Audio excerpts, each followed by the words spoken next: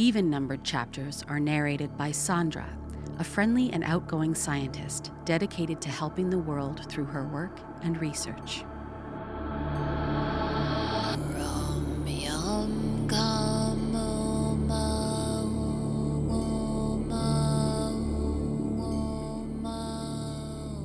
Chapter 2, From the Inside Out.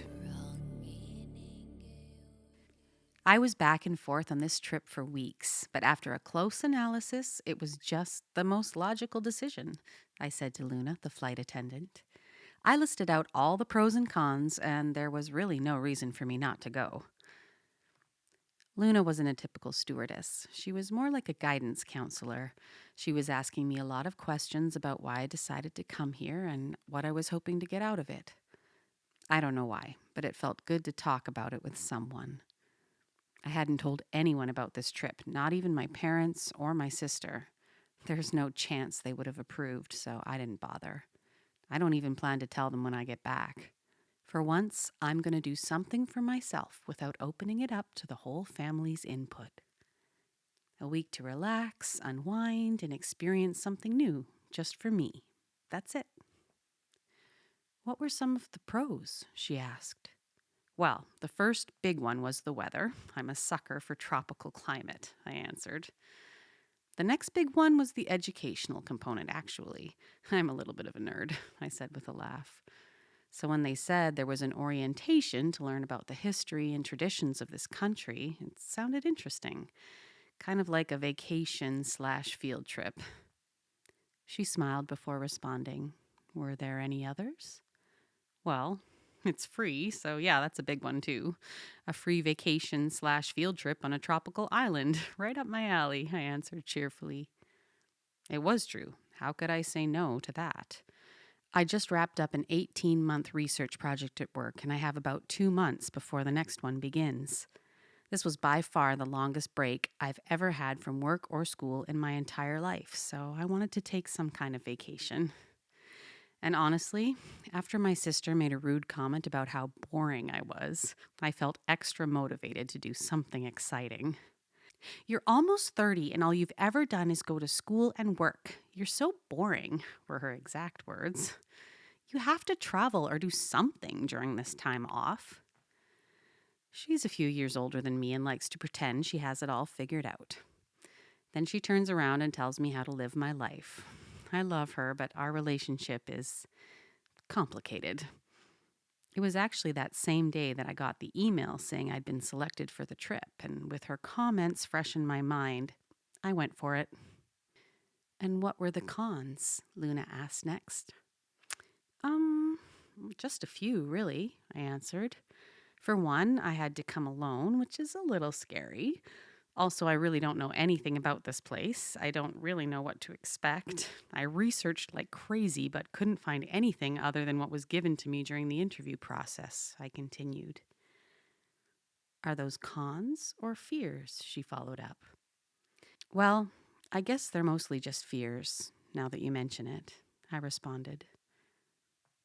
I'm proud of you for committing to the trip even among those fears, was her answer. Those who get the most out of their time in Okablaya are the ones who are willing to work through their fears. Thanks, I replied, feeling proud. Actually, though, there was one more con, I continued. My mentor, she wasn't super friendly. I mean, she wasn't unfriendly, but she wasn't really what I was expecting. Who is your mentor? She asked. Her name is Pono, I responded. Ah, yes, Pono. She is one of the longest-running mentors in this project. She is an amazing teacher full of deep wisdom. I'm sure once you get to know her, you will love her. I'm sure you're right, I answered. We only spoke for a few minutes on a video call. It's hard to tell from that. Pono is very honest, she replied. You must be open to truth and transparency while working with her. If you are, I promise there is a lot of opportunity for growth. You will come out better for it. She is an amazing person to help you on the journey of transformation you seek. I can do that, I answered, although I didn't really consider myself to be seeking a journey of transformation.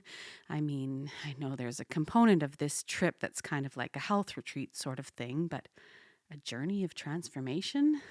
That term just sounded a little dramatic to me.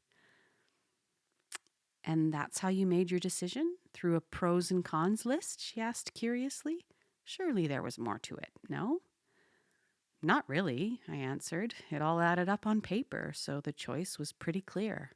I'm a scientist, so I stick to logic and facts when it comes to important decisions like this.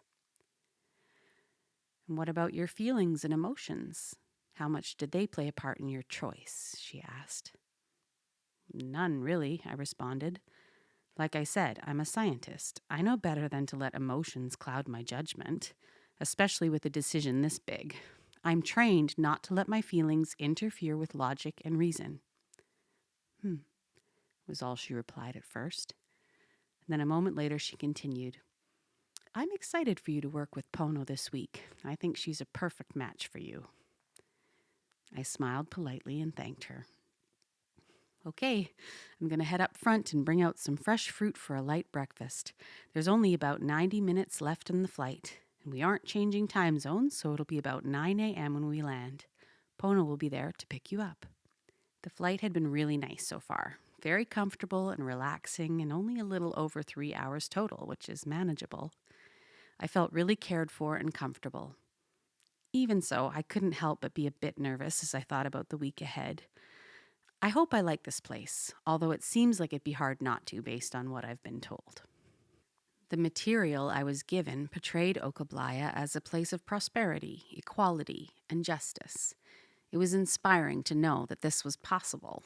Well, I know it's possible, but to actually see it in action would be really cool. I was dying to learn about their economic policies, social justice systems, and everything like that. Although my home state of California is overwhelmingly Democratic, our attempts to live in prosperity are still hindered by the conservative bigots. As a lifelong bleeding heart liberal, it'll be nice to finally be in a place where having a bleeding heart is not considered a bad thing. As I stepped off the plane, the sun was already scorching hot on the runway.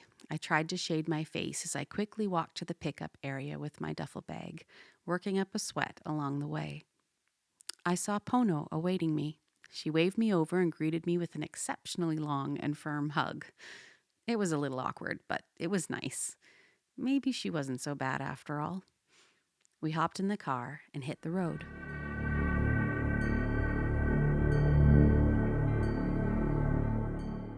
I'm glad you're here with me this week, Sandra, Pono started off as we exited the airport. It's pronounced Sandra, I replied for the millionth time in my life. Oh, Sandra, I apologize. It's okay, it happens all the time, I replied. I'm glad to be here. I'm really excited for a nice break from work, and I'm really interested in learning all about Okablaya. I'm confident you will learn a lot during your time here, she answered. We drove for a few moments in silence. I was expecting her to kind of talk me through the agenda, but I guess not. I'm a very talkative person, especially when I'm a little nervous, so I brought up the question myself. So, what is the plan for the week exactly? I asked. We'll spend today and the next 2 days together, just doing some normal everyday things. This will allow you to settle into the new energy of Okablaya and get a glimpse at our societal norms. Oh, so we're just gonna, hang out for 3 days? I asked, a little surprised by this. Not just hang out. You'll be along with me while I fulfill my motherly and community duties. Oh, okay, I answered, trying not to show that I wasn't overly excited about spending a few days tagging along with a woman who was at least 15 years older than me and not all that friendly. You will also have a chance to decompress. There will be lots of time to reset your nervous system to a more calm, grounded energy. This is an important step before orientation begins. Okay, at least I'll have the relaxation piece I was here for, I thought. And then the orientation begins and lasts 3 days as well, she continued. This will be a time of great awakening for you and the others. Great awakening? Hmm. Oh, yes, I'm excited about the educational piece. I'm a little bit of a dork, I said with a smile, keeping the focus on what was most important to me. I have a million questions about this place and how you're able to have such prosperity. I'm ready to learn all about your economic policies, I continued in my chatty fashion. Like, what's the minimum wage here? It has to be a lot higher than ours. I've been fighting for years for them to increase the. We don't have a minimum wage, darling, she replied before I could even finish the sentence. What? I responded. No minimum wage? How is that possible? I was told this was a place of fairness and equality. You're telling me there are no regulations on labor wages? That's correct, she replied. The fairness and equality you see in Okablaya is not forced upon anyone. That's not how those things work. What you'll see here is a byproduct of our unwavering devotion to individual freedoms. So you're saying a corporation can just pay people whatever they want, no matter how low? Sure, but they probably won't find many employers if they don't pay a fair wage. But what's fair is very subjective to the individual needs and circumstances of each person. That's for them to decide, not bureaucratic overlords. Okay, so what if I want to get hired by one of these corporations, but they don't pay me enough money to make a living? I challenged. Well, if you're looking to make a full living, that job is probably not a great choice. But what if I need the job because I'm poor and I don't have the education or experience to get something better? I pressed. Well, then it sounds like you found a great opportunity to make some money, she replied casually as she turned off the highway and onto a mountain road. I suggest you take the job. No, you don't get what I'm saying, I replied. Without regulations, people can just do whatever they want. Exactly. I didn't respond. I just shook my head in frustration and looked out the window. A moment later, Pono chimed in, clearly sensing I wasn't satisfied with her answer. Sandra, this is Okablaya. Our name literally means freedom. We were founded on freedom, we live in freedom, and we protect that freedom at all costs, she began. If you and I make a consensual agreement, whether it be a work wage agreement or any other type of agreement, as long as that choice doesn't affect anyone but the two of us, it's nobody else's business and no one has any right to interfere with our decision. You understand? Yeah, I guess so, I replied. Everyone wants fairness, of course, but what most don't understand is that the only true fairness is freedom, she said. Period. I didn't answer, but I wasn't totally in love with the idea. You can't just let people do whatever they want. There has to be some sort of order, some sort of control. We'll have to put a pin in this conversation for now, though, she stated. There is an order and process to everything you learn here, Sandra, and have to be sure to respect the process in order to honor the project as a whole. Okay, I answered, admittedly with a touch of attitude. This is important, Sandra, she said in a serious tone, sensing my feelings. Remember what I said earlier about how you are going to experience a great awakening? Yes, I replied. How could I possibly have forgotten about the great awakening, I thought. I want you to think about the act of waking someone up, okay? She prompted. Imagine yourself waking someone up in the middle of the night from a deep sleep. Okay, I replied. If you care about the person, you wake them up gently, being careful not to startle them, she began. If you wake someone up too abruptly, they can become scared and angry or even violent. I understood what she meant, but I was confident things like minimum wage in Okablaya was not going to make me lash out in violence. Nevertheless, I just listened. And worst of all, if people are not woken up with the right level of intention and care, they will resist. They will ignore everything and insist on staying asleep. People would rather stay asleep where it feels safe than wake up and see the truth. I understand what you mean, Pono, but I don't think you have to worry about that with me. I mean, I'm as woke as they come, I said with a chuckle. trying to bring some playfulness back into the conversation. She didn't answer at first. She just looked out the windshield ahead and kept driving as if I didn't say anything at all. Finally, she replied, I appreciate your honesty, Sandra, but I will not dishonor the project by getting ahead of ourselves. I understand, I said politely. So a few days following you around, then 3 days of orientation, and then I go home? That's the plan? I asked. It was sounding a little underwhelming now that it was all laid out in front of me. Normally it would be, but you happen to be here during Harmonia, which is a big art and music festival. We'll all go for at least 1 day, and you'll have the option to stay longer if you like. Oh, nice. That sounds fun, I replied. Are you going as well? Yes, of course. I'm leading a sacred ceremony on one of the final days, she responded.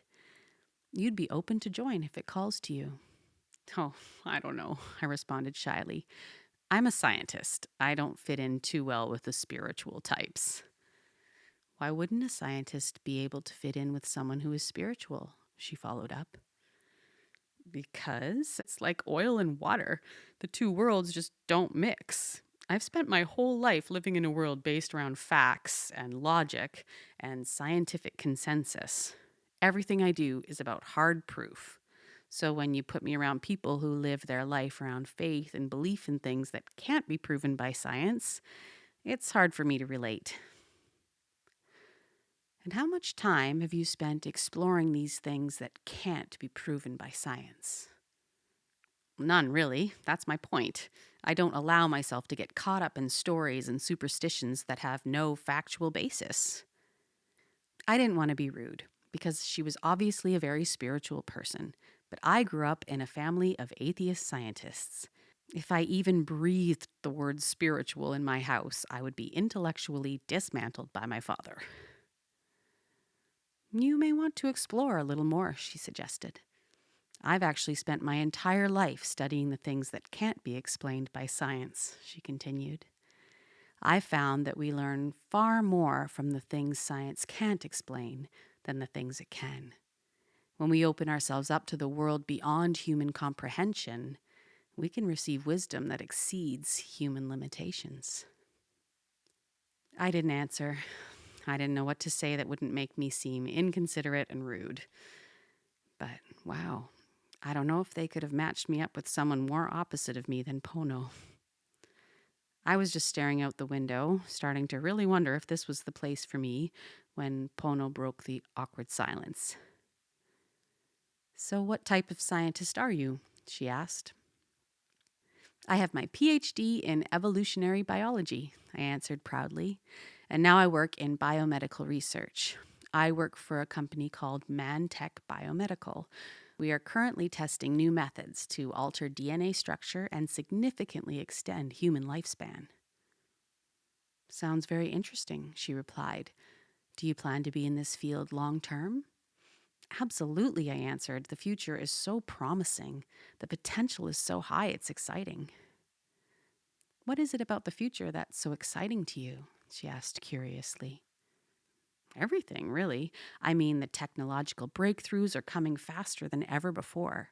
I have the chance to play a real role in saving the world from sickness and disease. That is an exciting vision, she shared. She was warming up a little. Do you believe technology will be the answer to the health problems we're seeing in the world? Well, yeah, of course. What else would it be? I said with a shrug. We've been evolving for thousands of years, but we've always been limited by sickness and disease. Now we're finally entering the next stage of human evolution, I explained. We're finally evolving to the breakthrough point where man and machine unite and create a new level of intelligence beyond anything the world has ever known, beyond human comprehension. No matter how much I talk about this topic, I still get overly excited. Pono just continued to drive through the windy mountain roads for a few moments. When she spoke, she said something I wasn't expecting. I also work to bring healing to our world. You do? I responded. I thought this was your job as a mentor. It is, and this is part of that work, she responded. I don't follow. What does this project have to do with global healing? More than you may think, but that will become more clear as time goes on, she replied. And, like I mentioned before, I lead sacred ceremony as well, she added. After that comment, it became clear she didn't understand my line of work one bit. This project and spiritual ceremony were not anything like what I do. Oh, right. I guess that does help some people feel better, I said. Healing comes in many different ways, Sandra, she continued. This will be clear to you soon, and I imagine your own healing journey will take new shape while you are here in Okablaya. Oh no, I'm feeling in good health right now. No healing journey for me, I said with a friendly laugh. Well, you are here to learn and grow, right? Well, yeah, technically. Well, as an adult, all growth and transformation comes through a process of healing, she explained. As kids, we develop. As adults, we heal. So you're saying I'm going to heal while I'm here? That wasn't really mentioned in the materials, I replied somewhat jokingly. But really, I wanted to make sure she remembered that this was a vacation, first and foremost. Of course, you are here for growth, and growth happens as a result of repair. And to repair is to heal, she explained. Okay, that kind of made sense. Repair, restore, rejuvenate, revive, recuperate, and even relax. These are words of healing, she explained. And they all begin with because it signifies a return to balance, she continued. And when we return to balance and restore the rhythm of nature within us, we can finally remember who we really are. She spoke with a lot of conviction, and I could tell how passionate she was, so I fought the urge to push back about the fact that I haven't forgotten who I am. I was beginning to realize that Pono and I are quite different, but that's okay. I can accept our differences and maintain a civil relationship. I'm not here to tear her down. Okay, that makes sense. I guess I'm on a healing journey after all, I said cheerfully, and decided to let it be. Pono was hard to read. She wasn't very outgoing, but she wasn't like a total bitch or anything like that. She was just sort of serious, I guess. I can't think of a better way to explain it. She also had a strong mom vibe going. I don't mean the kind of mom that tries to be their kid's best friend, more like the mom who doesn't take any shit from her kids and also doesn't care what the other moms think. The type of mom who's okay with her kids not always liking her. She was firm in her beliefs, but definitely spoke to me from a motherly place. She was dressed in a loose Aztec patterned romper with several different pieces of handmade jewelry. She wore a necklace made of a crystal wrapped in copper wire that hung down to her sternum, and a scarf wrapped around like a headband, keeping her long curly black hair away from her face. Her skin was a darker complexion, most certainly of native descent, and her eyes were big and bright white. She appeared very healthy and strong, and held herself with confidence. It was clear off the bat that our personalities clashed a little. I was much more outgoing and bubbly, and in new situations that make me nervous, I tend to go on and on. She seemed a bit sterner, and I definitely wouldn't use words like perky or bubbly to describe her. Should be an interesting 3 days together. So what's the plan for the day? I asked. Right now we're headed to my home. I'd like to take some time and let you settle into the space. I'll prepare a brunch to fuel us for the rest of the day. Oh, brunch, my favorite, I replied. After that, we'll head up to the school to pick up my kids. They've really been looking forward to your visit. Oh, they know I'm coming? I asked, a bit surprised. Of course, they're very excited, she answered. Then my sister's coming over for dinner tonight, and if you're feeling up to it, we'll head down to the beach afterward for the bonfire. Sounds like a plan, I said happily. A moment later, we pulled into her driveway.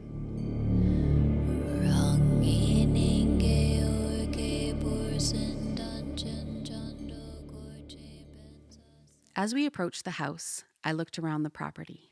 The area was thick with tropical plants, with only a small walkway cleared up to the door.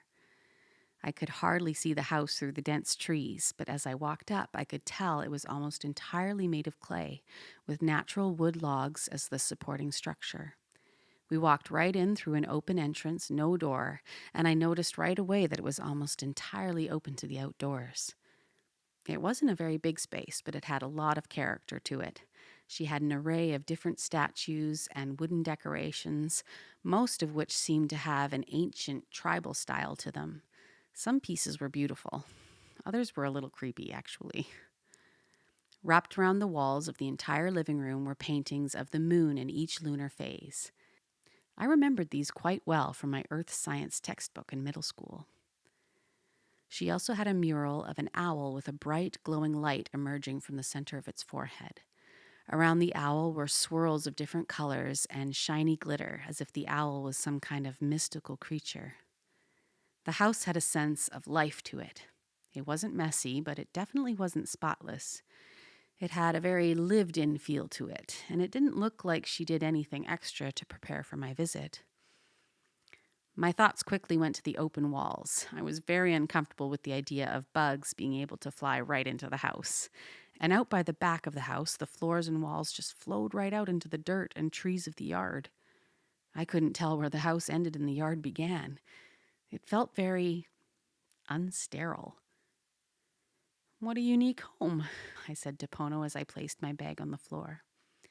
"Thank you. Yes, it is a special place," she responded. "I grew up in this home, and so did my mother. It's an important piece of our family history." "I like how natural everything is. It must have a really small footprint," I said. "No footprint," she replied.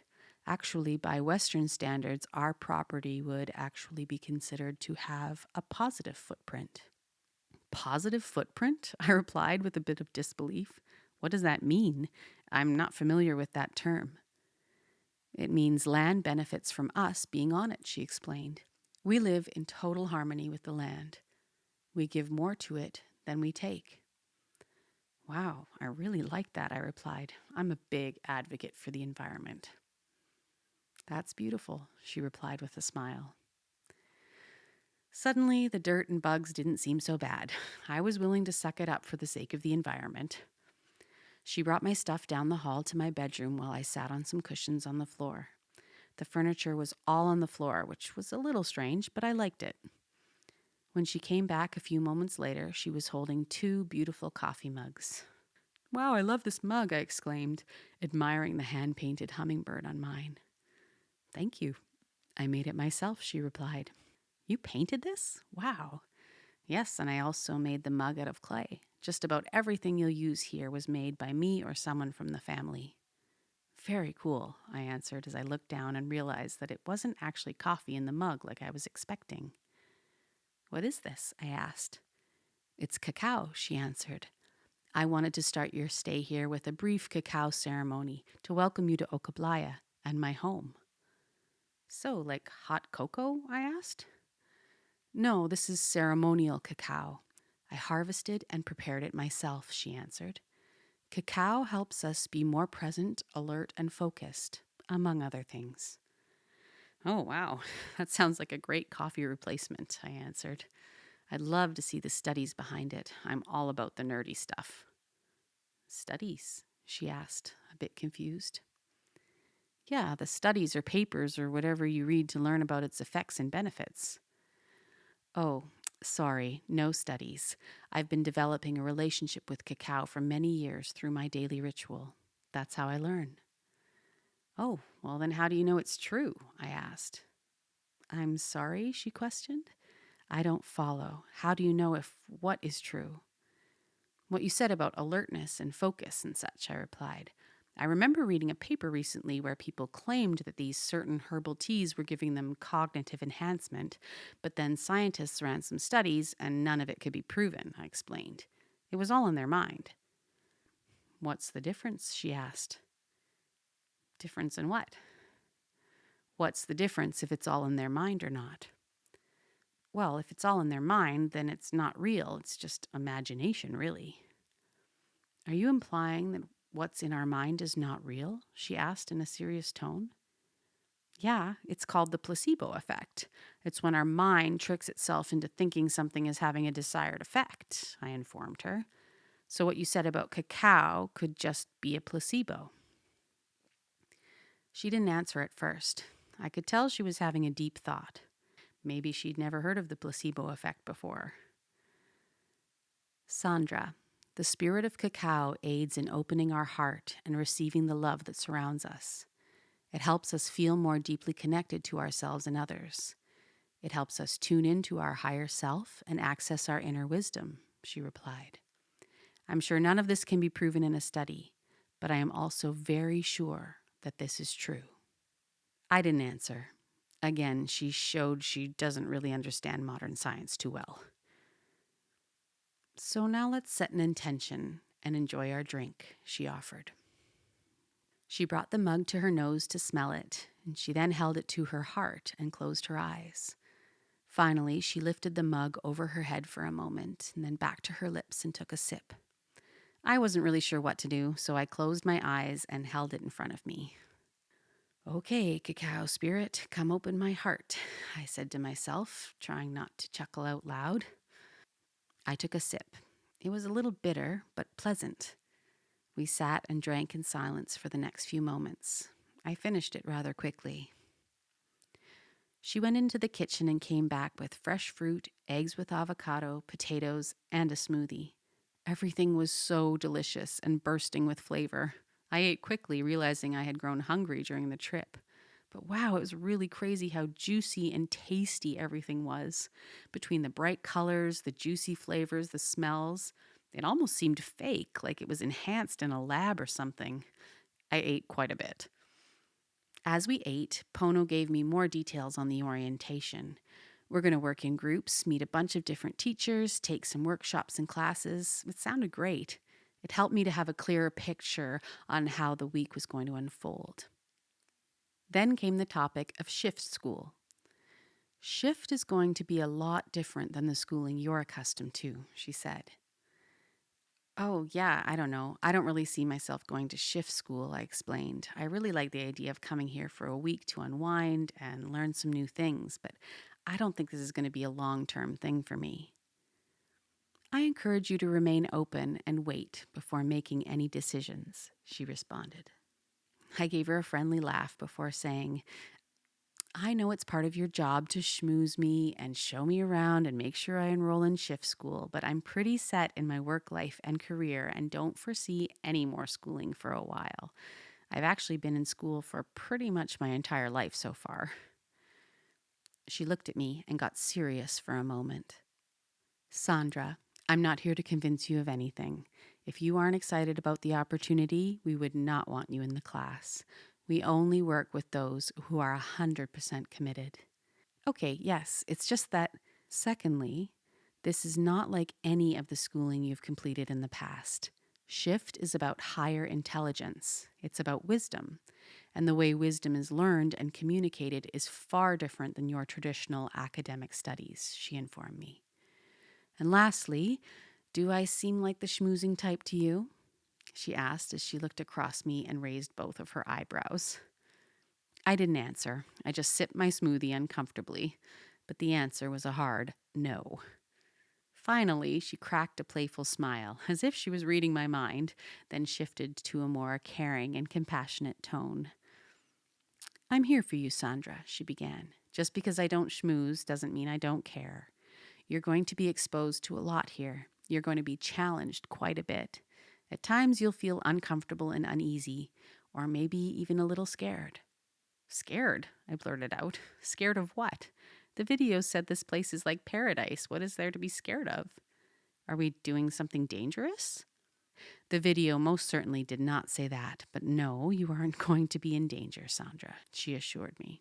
There are other things in life that can be scary besides physical danger. Fear is far more complex than this and very misunderstood in your culture. I'm here to make sure you feel psychologically safe as well and emotionally secure. I'm here to make sure you feel held. I really appreciated what Pono was offering me, but I think she might be underestimating me. I'm a 33-year-old adult with a PhD. I don't really expect to be held at any point. However, it was nice to hear how much she cared for me, and I knew she was being sincere and her intentions were obviously pure. I appreciate that. Thank you, Pono, I replied. Aho, she replied with a smile. I smiled back, and as I did, I felt a warm, gentle rush up from my midsection to my head. It was a little unusual, but it felt nice. I then leaned back in my chair and let out an audible sigh. It could have been my imagination, or maybe it was the cacao, but either way, I felt good. "Let's get this cleaned up and head up to the school to get the kids," she said as she got up from the table.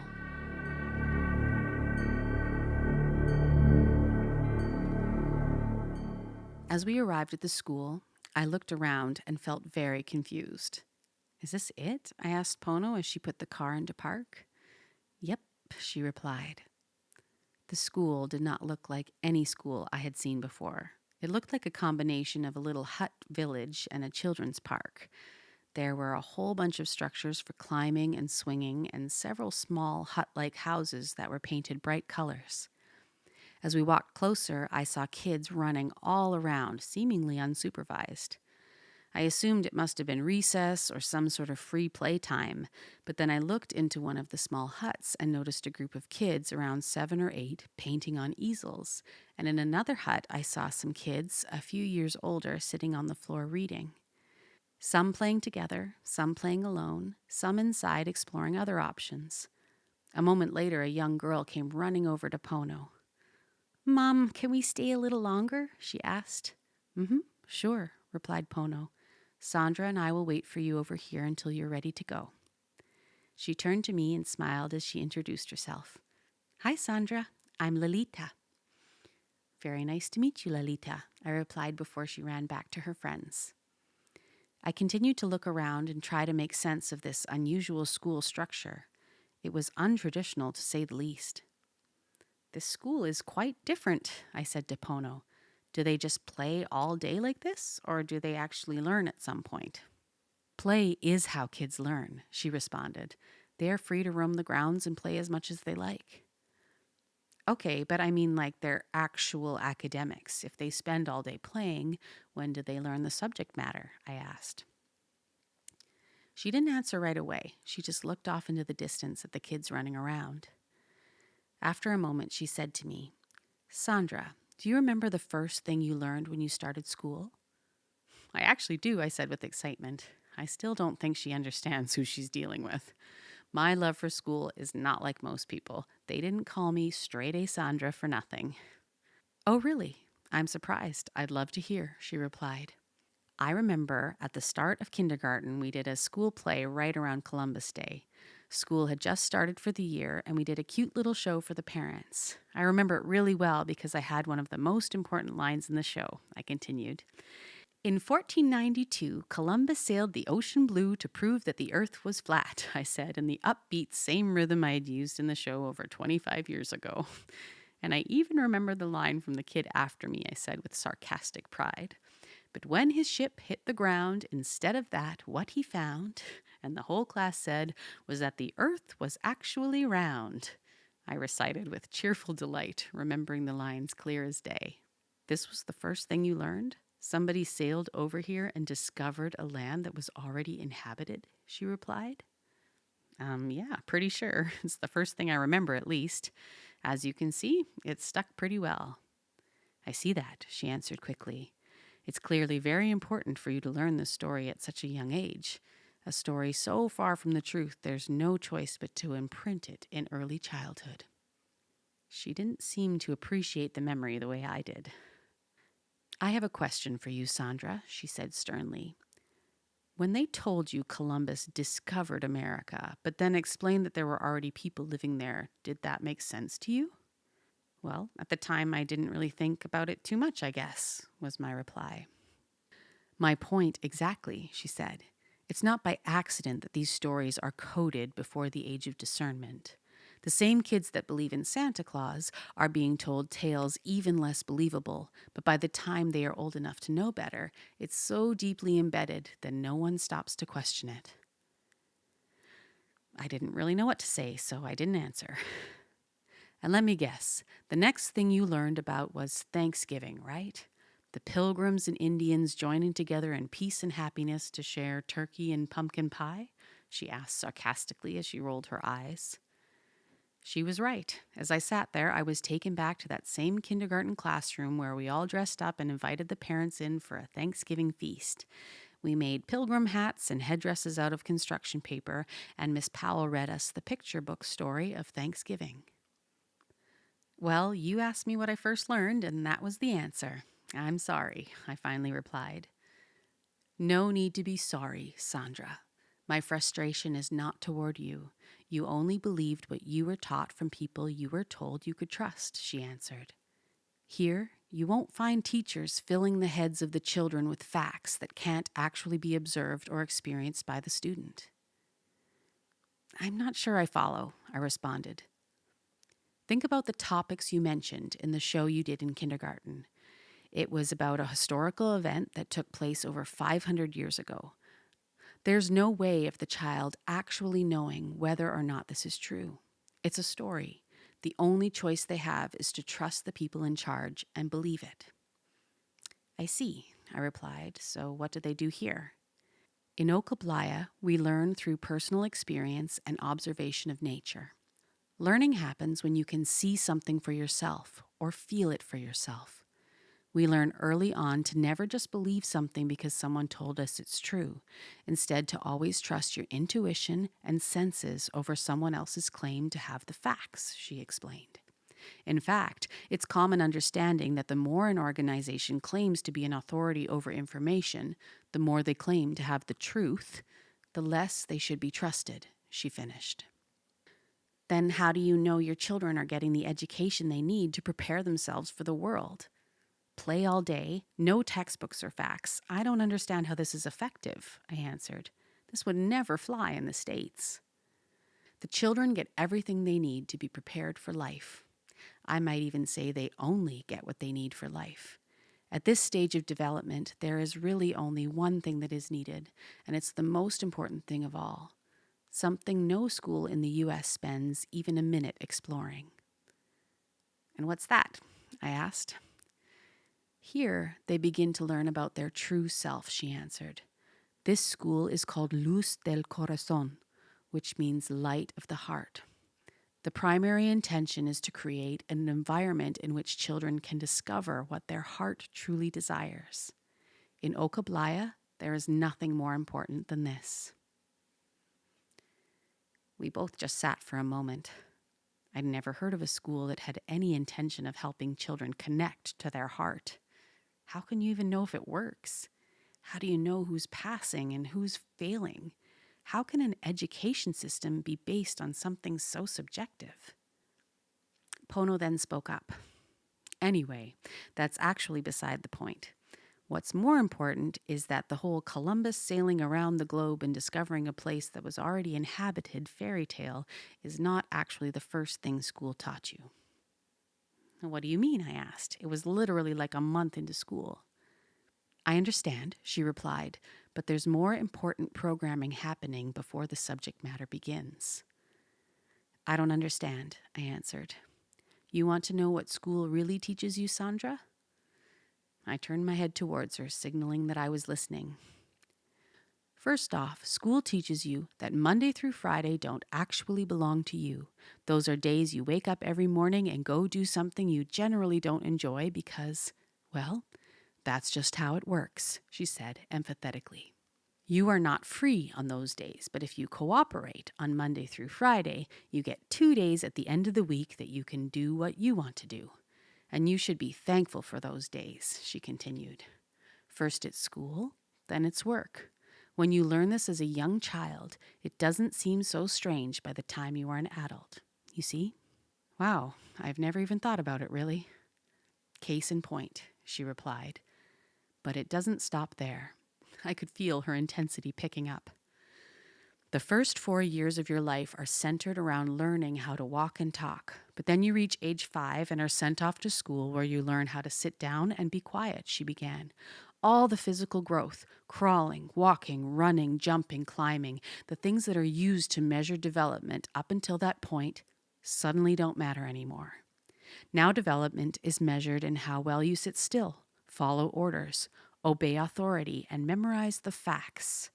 If you laugh and play and be silly outside of the designated time, you'll be scolded, or worse, medicated, until you can focus on what's important. I just listened. I could tell she wasn't ready to stop. And then come the rules. Rules on top of rules on top of rules. Of course, most of the rules are completely unnecessary, but because one person might do something dumb and might accidentally hurt themselves, everyone has to obey the never-ending list of restrictions. By the time you're old enough to get any grasp on how life works, restriction is the norm. And in the rare case the restrictions are loosened, you're expected to be thankful. You're saying this is all intentional? I asked. It's not an accident, that's for sure, she replied. See, good little school children eventually go on to be good little workers, staying on the same Monday through Friday cadence they began at age 5, chasing a future of promised happiness, as long as they follow the instructions, of course. Before I could get a word in, the rant continued. For goodness sake, look at the very first program they run on young school kids. You remember this one? What do you want to be when you grow up? Of course, I remember doing that a bunch of times in elementary school, I answered. Yeah, and what are you told is the appropriate type of answer to that question? She turned her head toward me, although I don't think she was expecting an answer. A job title, she said emphatically. A job title. That's who you are going to be, your job title. Your value and your worth are dependent on what you do for work. That needs to be clear from the get-go. And the saddest part, it works so damn well that 99% of kids who receive this coding continue running it their entire life, she said. How many times have you heard it? Since before I can remember, I've always wanted to be a doctor. Do you see how it works? They literally don't even remember making that decision. They've just been running the code since they were barely potty trained. What do you mean running code? I asked. Everything I just explained to you, she answered. It's all code. Empirical code. Empirical code? I still don't follow, I responded. All the code I just mentioned, the work week, the rules, your self-worth determined by your job, this is all programming that supports empire. It's the foundational layer of a tyrannical system of restriction and oppression. And that's before you even get to the actual subject matter, which you've already demonstrated carries vital EC. EC, I responded. Empirical code, she replied. Oh, right, I responded. So you're saying my teachers were all part of some empire of evil, just pretending to care about me so they could trick me into being part of their grand scheme? Come on, you can't be serious. She laughed a little before responding. Sandra, dear, your teachers received the same programming you did. They're just doing what they are told. That's how it works. Regular people, good people, just doing their job and following the playbook. As far as they can see, they are doing no harm. Yeah, that's what I mean, I said. I had a great relationship with a lot of my teachers. I think they really helped me become who I am today. I'm not sure I'd want to change that. I'm sure that they did, and it's sad that they couldn't have helped more. Imagine the impact that could be had on the children if the teachers weren't handcuffed, she asked rhetorically. It's the system that's broken, not necessarily the people in it. The teachers and administrators are motivated and incentivized to help perpetuate the cycle, following the same curriculum and passing along the same information in the same way that it was passed to them. Their job depends on their ability to teach the programmed code. This is what keeps the machine turning. So how do we implement this philosophy into our education system, I asked. You don't, she replied. What you'll see in Okablaya is just completely different from top to bottom. It's not just a variation of Western education. It's an entirely different value system altogether, she explained. Here, the children are free to find themselves, to be unique, to be an individual, and above all else, just be a damn kid while they still can. I sat for a moment and watched the kids running around laughing and playing. As I did, I was taken back to the memory of my own childhood self, maybe 6 years old. I loved school. I always did really well, and it came relatively easy to me. But in that moment, I felt a feeling I haven't felt in decades. I imagined standing in line by the cafeteria doors after lunch, waiting for them to be opened and let out for recess. I could picture them swinging open as the bright sunshine came pouring in. I could feel myself light up with joy from head to toe as I sprinted out the doors into the wide open playground, yelling at the top of my lungs with kids all around me doing the same. A moment of pure joy, pure presence, ecstasy even, freedom. A time of day where everything other than fun and play just disappeared completely. It was a feeling I'm not sure if I could ever replicate in my life again, but for a minute I felt it. Thinking about that feeling, I asked a question. So you don't teach them anything at all? I didn't say that, she replied quickly. That's why the teachers are here, although we call them guides. When a child feels called to explore a craft or an art or a topic, the guides help do just that, guide their discovery. Main difference is that the most common areas of exploration for kids are physical play, art, and music. Those are considered our core focuses, although I know in the States those are considered the extras. I used to love art and music as a kid, I answered. But not anymore, she asked in response. Well, I still listen to music and appreciate good art, but I don't really do any of it anymore. And why is that? She asked. I don't know. I just stopped so long ago I never got back into it. You stopped something you loved? Well, I loved it when I was younger, then I guess I just stopped loving it so much. I was quickly taken back to an image in my mind of my last year playing piano. I remember my hands and wrists hurting so bad that the pain traveled up into my neck and shoulders, giving me a splitting headache. In this memory, I could clearly hear my teacher, Mrs. Eckhart, criticizing me, as usual, for making the same mistake for the 4th or 5th time in a row. I could feel the rage inside me and my urge to slam the keys and tell her to shut up. She was ruthless, constantly reminding of how many days until the performance before the State Music Association and how I was going to go home without a single award if I kept playing like this. What made you stop loving it? She asked, interrupting my memory. In music, I had a piano teacher in 7th grade who was so competitive and critical, she really made me hate it. And for art, I really enjoyed it, but I wasn't all that talented, so my guidance counselor suggested I stop taking it if I wanted to be valedictorian, which was all that really mattered to me. Plus, I had to free up room on my schedule for AP classes that would help weight my average and get me into the best colleges. She shook her head and let out a moaning sound of disapproval. What a travesty, was her response. A young girl pushed out of the things she loves for the sake of competition, for the sake of winning. You can't just enjoy playing music, you have to win. You can't just enjoy making art because if you're not the best, you might not win.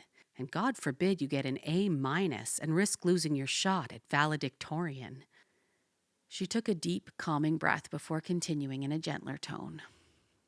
And where does all that get us, Sandra? What type of humans come out of that system? I didn't answer because I knew the question was rhetorical. Exactly what you see.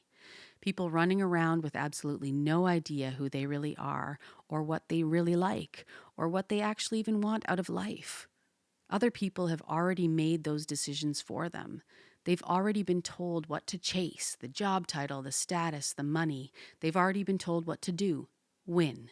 Win at all costs. Do whatever you have to do to win.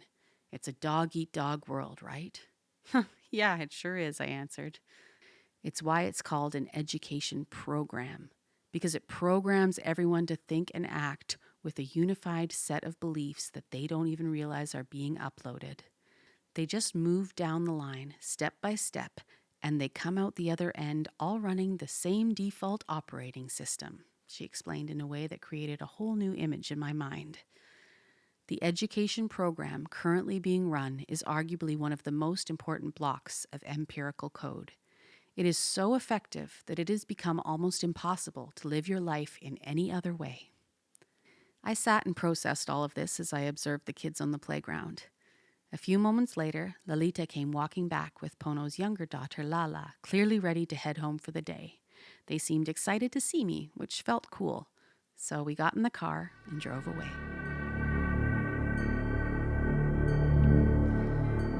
On the car ride home, I got to learn more about the kids. Lalita was 11 years old and loves to sing. She told me she plays a few instruments, the monochord, the handpan, and also uses sound bowls while she sings. She was incredibly friendly and outgoing for her age. Lala is 9 and clearly looks up to her older sister. She explained to me that she's learning how to play instruments as well and loves making her own clothes like her aunt Kaitiki. Pono also told me a little about her husband, who works as a healer at Equilibrium, but was currently away helping prepare for Harmonia. He has an organizational role in the project, so it's a very busy few weeks for him leading into the event. As we entered the home, we immediately started preparing for dinner with her sister Kaitiki. The girls were clearly excited as they enthusiastically helped set the table and prep the room. Most of the food was already made and just needed heating. Like brunch, everything was homemade, super fresh, and looked and smelled amazing. One dish in particular, some kind of rice and vegetable tray, really caught my attention. Wow, this one smells delicious. I can't wait to try it. She smiled and replied, "Yeah, that's one of my favorites too." "You'll have to share some of these recipes with me," I replied. "I'm not a very creative chef. I eat a lot of the same things over and over." "I certainly can," she replied as the girls opened the oven to check on the dishes. Lalita grabbed oven mitts and carefully pulled out a tray and informed me, "I made this one." "Oh, wow, you made this all by yourself? Amazing," I replied emphatically. "Yummy. She kind of paused and gave me a weird look. "Thanks," she eventually replied before bringing it to the table in the living room. "That was a little odd," I said with an awkward chuckle as I looked at Pono. "She sensed your inauthenticity," she replied right back. "What do you mean? I was serious. It did look yummy." "Then why did you say it like that?" "Like what?" "Ooh, looks so yummy, like she's a young baby. A moment ago, she heard you tell me that my dish looked good too, but you said it much differently. You said it authentically, like you were talking to an equal." "Oh, I'm sorry. I didn't even realize. I mean, she's so young. I was just surprised." "That's the other thing," she cut me off. "You seemed so shocked that she was able to cook a dish for dinner. My husband and I are always mindful not to attach surprise to competency," she explained. "This creates the expectation of incapability, and that's exactly what you get in return. Instead, we always presume competence."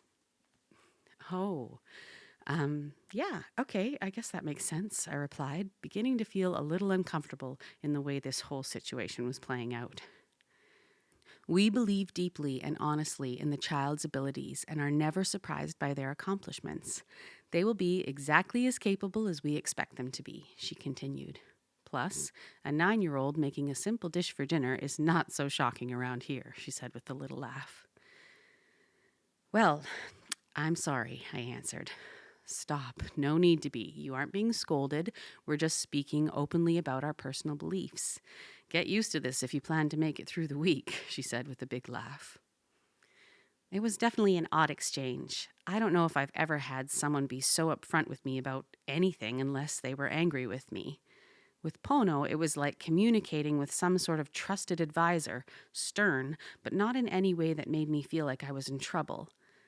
A second later, the girls came back into the kitchen. This time, the youngest was crying. "What are you feeling, Lala?" Pono asked. "I feel sad." "Why is that?" "Lalita just told me Aphrodite isn't coming to dinner tonight and that she might transition soon," she said through sobs of sadness. "It's true," Lalita said sadly as she turned toward me. "Aphrodite is Kaitiki's cat that she always brings over to our house, but he's getting really old and he's sick right now, so Kaitiki said she's not bringing her tonight." "Oh no," I said, authentically this time. "That is sad." I just watched Pono hugging her for a moment, trying to think of how to help. Helping a kid stop crying seemed like something I couldn't mess up, and a good chance for me to make up for my previous parenting blunder. I quickly remembered I had some M&Ms in my bag that I packed for the airplane but had never eaten. "Hey Lala, guess what? I have some M&Ms in my bag, and after dinner I'll give them to you, okay?" I said with a smile as I tried my best to distract her and cheer her up. As long as it's okay with your mom, of course, I quickly added, suddenly second-guessing myself, realizing she might not be okay with the kids eating candy. She looked up at me from her mom's kneeling arms and nodded her head yes as she wiped away tears. M&Ms after dinner are fine. Thank you, Sandra. But right now I want to stay focused on this feeling and not distract her from what she needs to do. Oh, okay, right, I answered, very confused. Distracting her was actually my exact goal. I couldn't bear to see her so sad. I wanted to help. A few moments later, the crying stopped altogether and the girls left the kitchen again. I'm sorry. I was just trying to help her feel better, I said, feeling pretty unsure of myself with all this parenting stuff. Please stop apologizing. Like you said, you were trying to help. Doing your best to help someone in pain can never be wrong. Never. If we are afraid to help each other, we can never maintain harmony. Do you understand that? Yes, I answered, but it was clearly not what you wanted, I responded. I appreciate your intention, Sandra. I just didn't want to distract her from what was moving through her. I didn't want to interrupt her process until it was complete. What do you mean, interrupt her process? I asked. She was processing a heavy emotion. As you can see, she was quite sad. And if we distract her, whether it's with candy or toys or TV or whatever, what happens to that emotion? Where does it go? It goes away, doesn't it? I mean, that's what I was trying to do, make it go away, I answered. No, it doesn't go away. It gets repressed, stuffed down, buried underneath the distractions, gone for a moment, but stored and bottled inside until it's readdressed, which I'm sure you know, for most people, is never. So what happens? I asked curiously, not totally clear where she was going with this. Nothing. Right this second, but over time we're encoding default settings that are far more harmful than a piece of candy or a game on an iPad, she answered. Our favorite distractions become our downfall, she continued, putting down her dish towel and turning directly toward me. When we feel pain, sadness, or any other emotion other than happiness, we reach out for our favorite distractions to make it go away. Food is the biggest. Coffee, alcohol, and obviously social media. It becomes so ingrained we don't even notice, she explained. I nodded my head slowly as I listened. It's like this. First, the negative feeling creeps in and we immediately think, I don't want to think about this right now. And then we reach for the thing that will make us feel good instead. Can you relate to this? Yes, 100%. Except these things don't actually make us feel good. They just help us forget that we feel bad. And that's a very different thing. Then, soon again, we remember how we really feel, and like before, we reach for the pacifier. The cycle is vicious, you see? Yes, I definitely do, I answered. I know I have things like that. It's just so hard. Of course, because as the pain grows stronger, so must our painkillers. That's all these things are, just painkillers. Not all painkillers are pills and hard drugs. There's hardly a single person in the Western world that isn't hooked on quick comforts. These vices may seem harmless, but can many times be worse because they're easier to access and more socially acceptable. But the only difference from hard drugs is that they ruin your life a little slower. So you just let them sit there and be sad? I asked. She was being held and supported, but yes, actually. We teach our children to feel what needs to be felt, to allow the energy of the emotion to move through the body freely, experiencing it fully, and receiving the messages it brings. Messages? Yes, our emotions are our greatest teacher. Our body tells us how we feel, and with the right awareness, our heart and mind tell us what we need to do based on those feelings. And the ones we think are bad, like sadness and anger, usually have the most to offer us. Okay, but how does that teach us anything? I replied. With the feelings come inner wisdom of what the feelings mean. If you don't disrupt the flow of information, you'll connect the feelings in your body with the thoughts in your mind, so you'll know what to do. Okay. For example, If the feelings are positive and you want to experience more of them, the answer will be there on how to do that. If the feelings are negative and you want to experience less of them, the answer will be there on what actions you need to take for that result. This is incredibly valuable because it helps us actually solve the problems that are making us feel this way. Again, as long as we don't numb them and disrupt the flow of information. Wow, I never heard anybody explain it like that. I know, she answered with a sigh. That's why I love this project. I was blown away by Pono's knowledge and perspective. It was like I was getting a masterclass in motherhood while preparing dinner in the kitchen. How did you learn all of this? Was naturally my next question. Well, I've been a mother for 17 years now, but before that I was a teacher, and before that I was an older sister, and before that I was a daughter, she replied, before adding, I never really had to learn. These principles are Primordial Code. They don't need to be explained. They are already known by all. You can find it all right here inside your heart. Wait, I interrupted. Did you say you were a teacher? You didn't tell me that. When was this? When I was younger, before I became a mother, I led the Luz del Corazón experience for several years. No way. Why'd you stop? Because I became a mother. You didn't go back after you gave birth? No. My replacement was a great fit, and they no longer needed me. They replaced you? Seriously? They can't just replace you because you had a baby. You're telling me there's no laws against that here? I exclaimed, floored by the notion of a supposedly advanced society having such an outdated system. It was the best decision for everyone. I told you my job there was done. My new role as a mother was now my life. What about your husband? I bet he kept his job, right? Because the man's job is always more important. Actually, it's far less important, she snapped right back. In Okablaya, there is nothing more important than the role of the mother in the home. Nothing. It is the mother who nurtures, holds, and fosters their deepest connection, which is to me. They are my body. They are me, she said passionately. Okay, but I just feel like we're finally moving away from this old school mentality. Mom stays home taking care of the kids while dad goes and earns the money, I said. It disempowers women. It's so archaic. It goes so far beyond who stays home and who earns money. This is about raising children, dear. This is about guiding the development of human beings, guiding them to first truly be children and then to become young men and women, she went on. The roles of the mother and father are distinctly different in this process. It doesn't matter what year it is or what they tell you is normal on TV. It's been countless generations since your land has been inhabited by people who understand what divine balance in the home even means. And look how that's going for the modern family. We need to remember this now more than ever. Pono spoke with so much conviction I wouldn't dare question her, and frankly, she made interesting points. I just continued to be caught off guard by everything I was learning about Okablaya and this culture so far. It was quite literally the opposite of what I was expecting. We were almost ready to sit and eat when I remembered something she said a few moments earlier. You said you've been a mom for 17 years, but Lalita is only 11.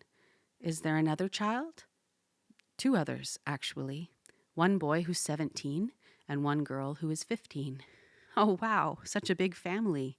Are they going to be home in time to join us for dinner? No, definitely not. They aren't going to be home for several months yet. Months, I exclaimed. Where the heck are they? They are away on retreat. They'll have been gone for all 13 moon cycles before they return. 13 moon cycles? That's like what, a year? Yep. Wow, that's so long and they're so young. What do they do on this trip? I asked, extremely curious about this retreat. Pono was putting the final touches on the dishes and setting things on the table as she explained. They live together with the land, a year in the jungle with a dozen others and a guide. We drop them off with nothing but a single loincloth. They return home a year later as men and women ready to harmonize with the rest of the adults in Okablaya. This is a rite of passage consistent throughout our society.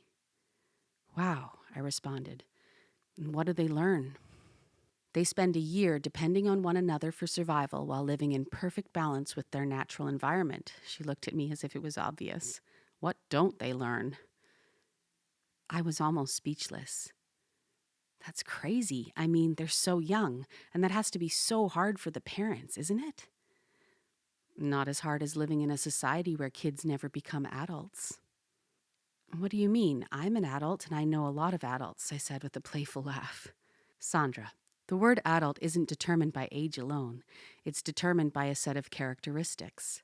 Characteristics that most of the adults you are referring to can't even name or explain, no less embody, she responded. When I study the Western world, I hardly see any adults. Instead, I see young people who have no idea who they really are, who have no connection to themselves, who get pushed and pulled in any direction, following the crowd and chasing the attention that they crave so badly.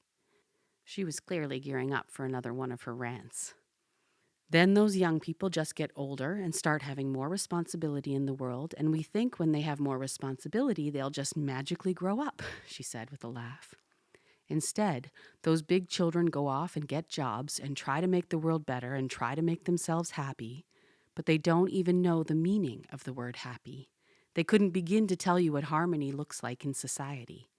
Just grown-up kids who only look out for themselves, who'll do anything to get ahead, who can't work together on even basic human needs or truly be trusted by their neighbors, she said, then turned and looked right at me.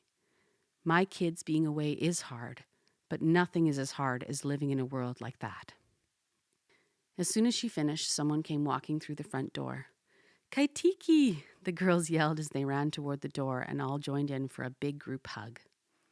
I turned and looked over as I walked toward the door to say hello and introduce myself. The first thing I noticed was how stunningly gorgeous she was. She has long, lush black hair and deep-toned native skin. She was lean and fit and had a very gentle femininity to her. She was wearing loose, flowy clothing with exotic-looking sandals. She had delicate body art on her arms and belly and many beautiful pieces of handmade jewelry covering her body. She gave me a long, warm hug as we exchanged greetings.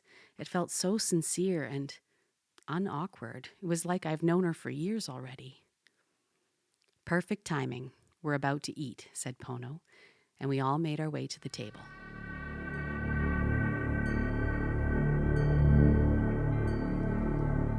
We all sat down at the table when Pono asked Kaitiki to give a blessing. Of course, replied Kaitiki. Let's all join hands. We all held hands as Kaitiki took a long, deep breath and closed her eyes. Thank you, Great Spirit, for providing us with this amazing meal shared with beautiful souls. Thank you, Pachamama, for your endless abundance of nourishment and unconditional love. Thank you to Pono, Lalita, and Lala for preparing the meal with your hands and your hearts. And thank you, Sandra, for sharing this time together with us and honoring the Okablo traditions. Aho mitakuye oyasin. Aho mitakuye oyasin, they all responded out loud together. What was that you all said there? I asked. Aho mitakuye oyasin, Kaitiki responded. It means we are all related. It's a prayer of oneness and harmony with one another. We are all related. That's interesting. I never heard that before, but it does make a lot of sense. I like it, I replied.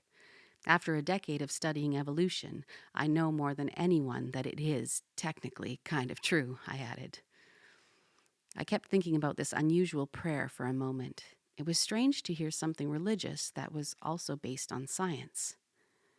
It's refreshing to hear a prayer rooted in something more concrete, I continued.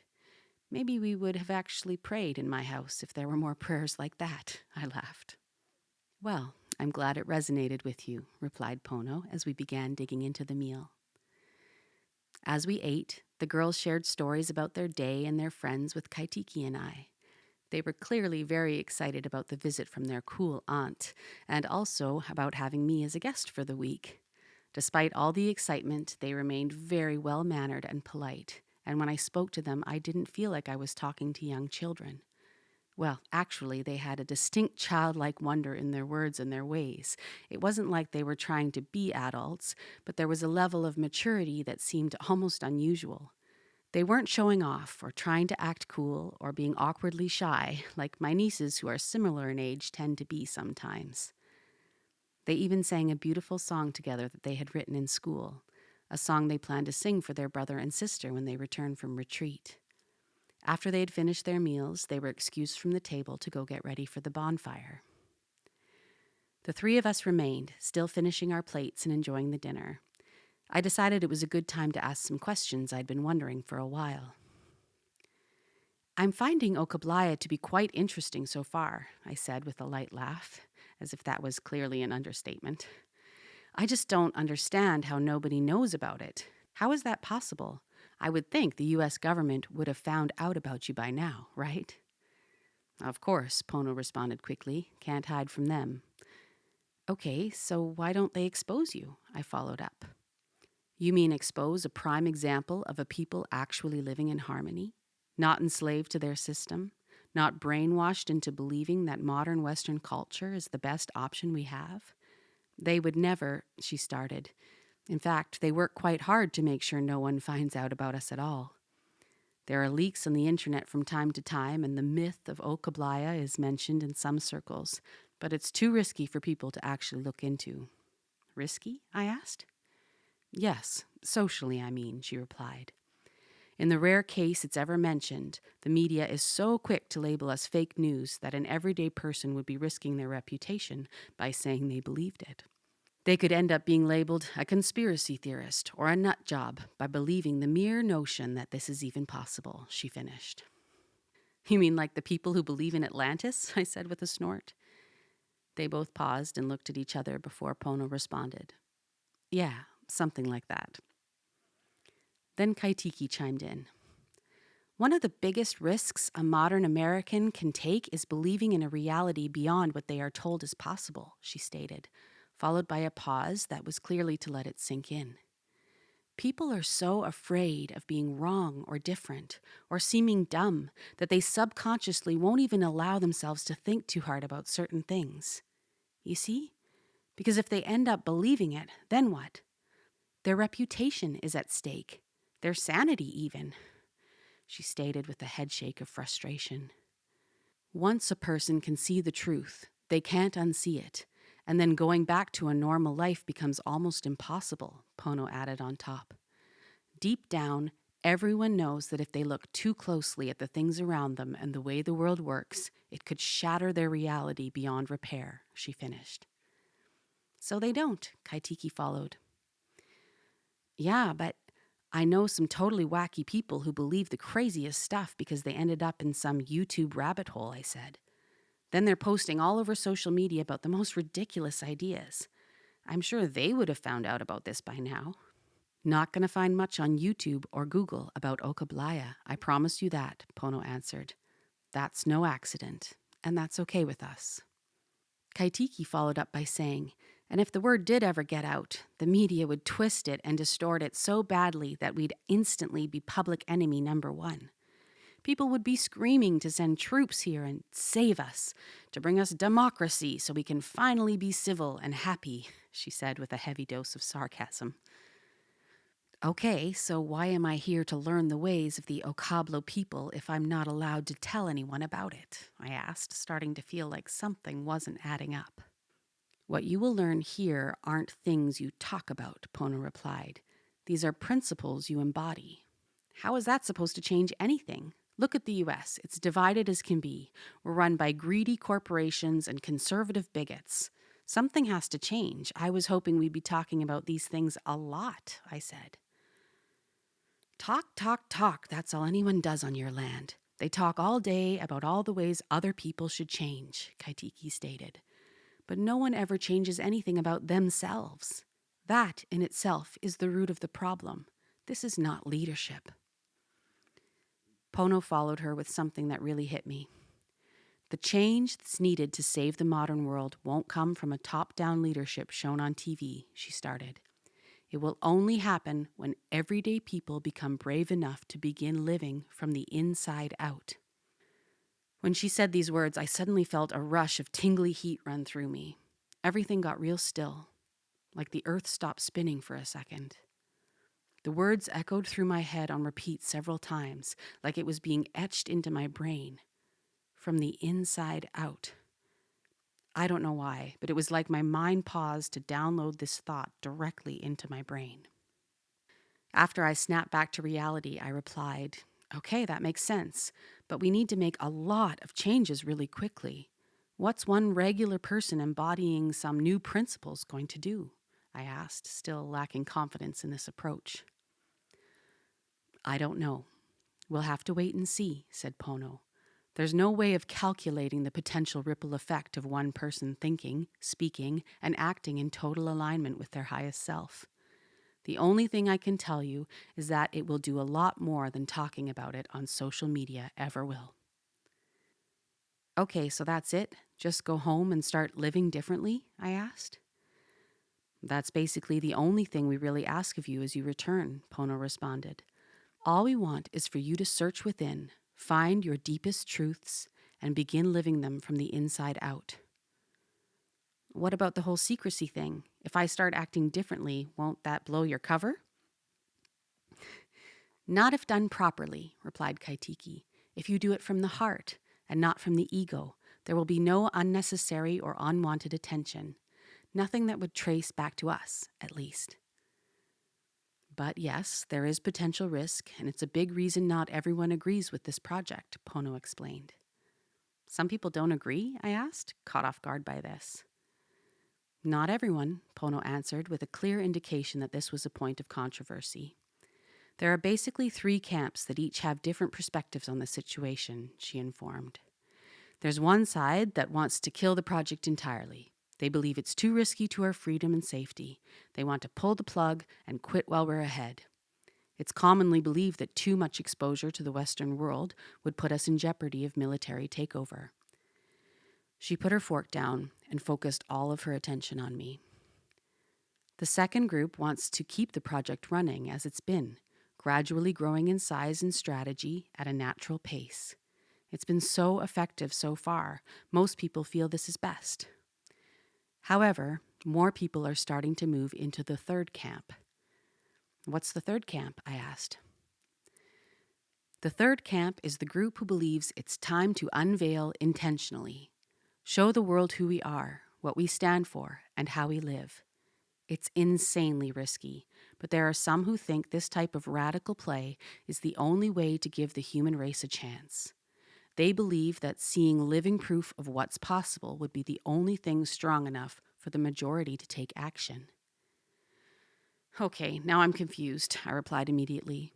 "What about the whole peace and prosperity thing? I was told this type of conflict doesn't exist here. This doesn't sound any different than politics back home." "It might sound like that," said Katiki, "but what you're picturing in your mind is nothing like how we handle matters here. In Okablaya, political differences do not automatically mean a divide." "Yeah, this isn't about who's right and who's wrong. This is about getting to the answer and creating the best plan of action," Pono added. "Well, which camp are you in?" I asked Pono. "Right now, I stand strongly behind the current pace of the project and the impact trajectory over the next 3 to 5 years," she confidently explained to me. "But that could change."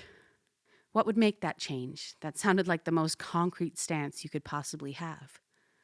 "Yes, but I always keep myself open to a change in heart. The heart can change, as it should, as the circumstances around us change, and right now the circumstances are changing rapidly," she explained as she gave Kaitiki a look of obvious concern. "We may need to make more drastic moves soon." "Why is that?" I asked, picking up on the unspoken signals. She paused for a moment, contemplating her response. "The clock is ticking, Sandra," she started, "and that's really the root of the conversation at this point. How much time do we actually have?" "But you said some people want to kill the project altogether. Do they not think it's helpful?" "No, that's not it. Everyone can see the impact it's having. Those who fall in that group are just beginning to think it's too late.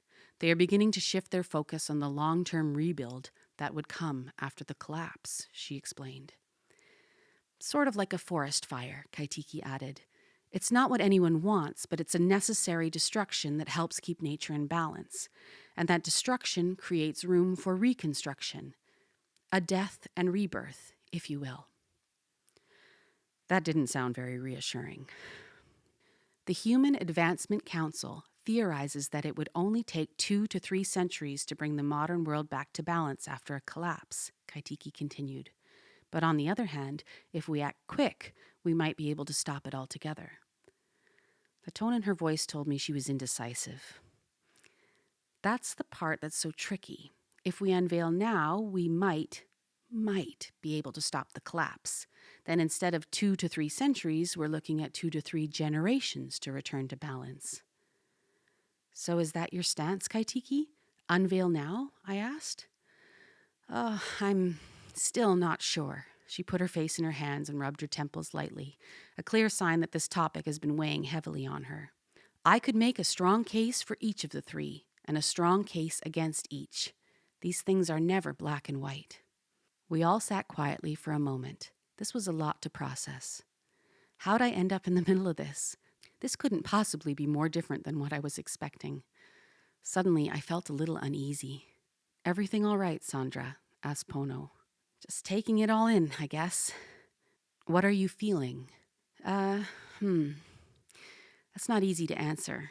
I don't even know, honestly, was my response. Stay with it, Pono replied gently. I gave her a puzzled look. I didn't really know what she meant at first, but I quickly realized she wasn't accepting my answer and wanted me to actually figure out what I was feeling. I took a deep breath and quickly ran the last month through my mind. Everything I was imagining this trip to be leading in, and then I snapped back to the present reality and compared what was actually happening. I'm just confused and honestly uncomfortable with some of this, I started. I thought I was coming here to relax, enjoy some time away, learn about your heritage, experience a little culture, maybe meet some cool people. I felt some tears bubbling up, but quickly regained my composure. Now all of a sudden I'm part of some secret project like a pawn in some sort of cultural warfare in a country I don't even live in. I threw my hands in the air at the absurdity of the situation. It's like I'm sucked into some crazy Game of Thrones plot, I proclaimed, still holding back tears. Maybe I'm just not supposed to be here. It's possible, said Pono, but unlikely. I lifted my head up and turned toward her. I believe that if you weren't supposed to be here, you wouldn't, she stated. I trust that you have something very valuable to offer us. Okay, what would that be? I asked curiously. I don't know yet, but I'm sure it will be clear soon, she answered. I think I know why, Kaitiki said. We both turned toward her, eagerly waiting for her elaboration. I've hardly known you for an hour, but I can sense something different about you, she started. I can't say exactly what it is, but I feel that you bring a level of sincere care that most of your people just cannot connect with. You think so? I don't think so. I feel so. And I trust what I feel a lot more than what I think, she followed up. I didn't answer, but the comment definitely felt like a vote of confidence, especially coming from her. You mentioned Game of Thrones, right? She asked. Yeah, I answered, a bit puzzled.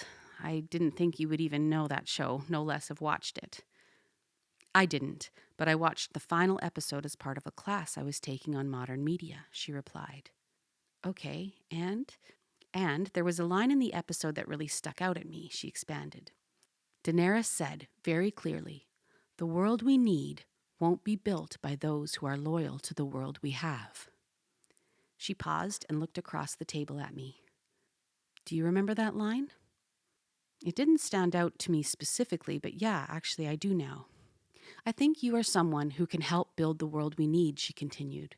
You know in your heart that things need to change. You know we can't go on like this, and I think you're brave enough to actually act on those feelings. I think you're willing to let go of the world we have if you knew what was possible on the other side. She paused for a moment and looked toward me with a gentle smile. I think you carry a lot more light than you're letting shine. I didn't answer, but I didn't have to. All three of us could immediately feel that this was accurate. As I sat there, I suddenly became conscious of a sensation inside me that I had never really felt before, but knew instantly that it had always been there. There was an illuminating sensation, like a knowing more than a feeling. It was like she just told me something about myself that I already knew, but never acknowledged. Instant lightness and clarity. I felt equally grateful for her comment as I did proud. I thought a lot about Kaitiki's words as I finished up my last few bites of food. Without much being said between us, I excused myself from the table and made my way out to the yard to try and process all of this.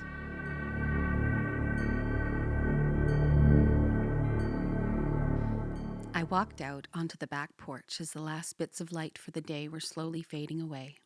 There was a hammock swaying near the edge of the porch that looked very inviting, so I sat in it with my feet over the edge on the floor, rocking gently. I was still in a complete whirlwind of emotions. This was turning into something I'd never expected. Pono and Kaitiki walked out on the porch to join me. Kaitiki sat on a mat on the floor, and Pono leaned against the railing. "You feeling better, Sandra?" Pono asked. "I guess," I answered. Just so many questions still. "I understand, but we really need to put any talk about the project on hold until the orientation starts, Sandra. We've already gotten ahead of ourselves a bit," Pono explained. "Okay, I understand, but what about just this place in general, like the origin and history of Okablaya? That's another thing that was really vague. Can you help me out on this at least?" I asked. "What do you want to know?" she replied. "How about all of it? I mean, how did this even start? The interview materials just said it was a unique blend of indigenous Americans and European settlers that began around the same time America was colonized. I didn't really know what to make of that," I stated. "Remember that story you were told in kindergarten, Sandra? The one about Columbus sailing the ocean blue? Well, surprise, they didn't tell you the whole story." "Okay, hang on. I studied this way beyond kindergarten, Pono. I'm pretty well versed in American history," I answered. "I don't doubt that at all," she replied. "I'm sure you know every detail of the version of the story you were told. I'm suggesting there have been some deliberate omissions from that story, as it has been passed on over the past 500 years. As soon as she finished, Kaitiki followed up. "The biggest misunderstanding, Sandra, is that all the European settlers were totally on board with the invasion and colonization, which just simply isn't true. Many of the Europeans began to have a change of heart once they arrived here and interacted with the natives. Once they could see that we were not the uncivilized savages they'd been told about. Many Europeans actually fled the mission to live alongside the tribes, learning and embodying the First Nation principles that allowed us to thrive on this land for so long," Pono added. "Really? I didn't know that," I replied. "Yep, it was not uncommon at all," said Pono, "and the rate in which it was happening began to increase rather quickly." "In other words, a movement was starting," Kaitiki said. "These small pockets of natives and Europeans who believed they could live in harmony together began popping up and growing fast," she continued. "It was risky, though. They could be killed for this rebellion, so a few groups joined together and fled, moving west across America and then south." "Really?" I asked. "Then what?" "As they moved, they grew in number. Everywhere an abundance between both sides, using both the native and the European knowledge to create something more beautiful than anyone had ever seen before. A new home, a new way, a place of freedom. Okablaya, they called it. And before long, the name had been whispered in every ear in the land." Pono then expanded. "Many Europeans were too afraid to flee, but not all of them. And many natives chose to stay and weather the storm with their tribes, but again, not all of them. So as they migrated west, the movement grew in size with a large variety of lineage and traditions, being combined into something totally unique and really powerful." A super tribe, in a way, Kaitiki commented, dedicated to a brave mission of a more beautiful world, a world of peace and harmony. This vision united them, recruited many more, and increased their resources each step of the way, Pono explained. As they neared the Pacific coast, they were thousands strong and looking for a place to settle and begin creating this new civilization. I just listened in amazement. But it wasn't long before talks of war began, and the threats were legitimate, coming directly from the crown, Kaitiki said. They were being run off the land. Eventually, Pono picked up, the talks shifted from war to peace, and they were able to strike a treaty. What was the deal? I asked, growing extremely fascinated by all this. They offered us a fleet of ships and told us of a large island about a week's sail off the coast. They demanded everything we had, our horses, our tools, our clothes, everything. Just the ships and a wave of good luck. Wow, I can't believe they took that deal. It was an easy decision, but choosing war would have certainly ended their mission and any chance of this new world. The Europeans were very hesitant. Without resources, they were doubtful that they could survive, even if they found the island. But the natives convinced them they would be able to adapt and survive. And they did, obviously, I responded. That's amazing. It is amazing, but it's not the end of the story, Pono said. The deal was supposed to be everything we had for the ships. That's it. But when it was time to sign the treaty, they threw in one last demand, she said as she looked up at me. Slaves. Seriously? I asked. Yep. Right before we were about to load onto the ships, they demanded 30 slaves, 20 of our strongest men and 10 of our strongest women. Oh my God. So what did they do? They called a meeting and discussed the options. By the next morning, 33 of our best had volunteered to sacrifice themselves to the mission so the rest could live on and give birth to the world they all imagined. 33? Wait, why 33? I asked. To make a statement, to demonstrate our devotion to the mission and remind them of our willingness to always give more than we are asked for, she explained. We still honor them today as eternal heroes. The vertebra, they are known as. 33 vertebrae, like the 33 vertebrae in the spine. These brave souls are the backbone of Okablaya. Wow, I whispered to myself as Kaitiki finished. They sailed back and forth many times in the next few months until all 3,000 of us were safely on the land. Those 3,000, both the natives and the Europeans, are the first Okablo people, and we are of their blood. Everything we have is owed to them, and we continually live in their honor. Unbelievable story, I said. And because of how you started, now you guys live somewhere in between modern society and indigenous culture, correct? Not in between, said Pono, the best of both. You might not see every single modern technology you have, and that's intentional. I'm not sure I follow, was my response. We don't subscribe to the idea that a technological advancement automatically means a human advancement. In fact, it's been observed time and time again that it's often quite the opposite, she stated. We don't just do something because we have the technological capabilities. We are very mindful of what we accept in our communities. And at the same time, we have technology you don't. Or at least you don't know how to access yet, she finished. Kaitiki then added on, one of the reasons we're able to thrive in ways that have never been possible is because we have access to information that has never been available. You have access to information that we don't? Like what? I asked. Well, on one side, we have the timeless knowledge of natural living that has been in our bloodline since the beginning of time. So we have this control group, essentially, a pool of human beings living in harmony with themselves, each other, and their natural environment. Okay, I see, I responded, appreciating the scientific framework. And then on the other hand, we have a data pool of humans to observe who are doing the exact opposite. a people who destroy the land they live on in the name of getting ahead of others. You follow? Yes, I said, a little embarrassed by how our culture was viewed by the Okablo people. We study this very closely, and we have been every step of the way, through every political advancement, every cultural phenomenon, every government psyop. We've watched it all unfold from an unbiased perspective, she explained. It's never before been possible to tap into the inner wisdom that can tell us exactly what to do, and also have a real-time example of exactly what not to do. You see? I nodded.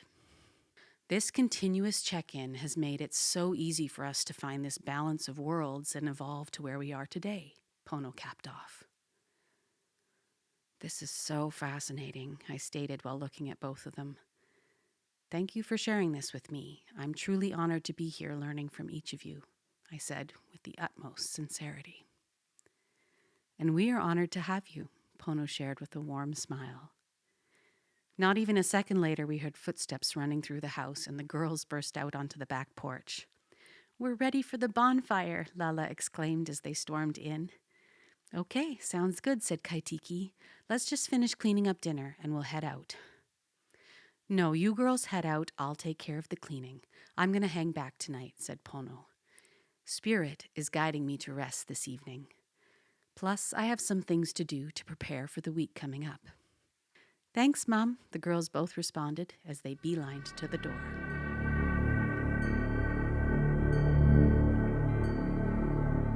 As we headed out the door, Kaitiki began asking them about their clothes. I love the way you matched that necklace with the whisper dress, Lalita. Thanks, I made this in school. It's an amethyst crystal. I copper wired it in Casa de Proyecto. Beautiful, she replied. What's the whisper? I asked. It's the name of this piece, she replied. Yeah, Kaitiki made these for us, Lala explained. Well, I didn't make these exact ones, but they are part of my label. Oh, wow, that's amazing. They are beautiful. Thank you, she answered.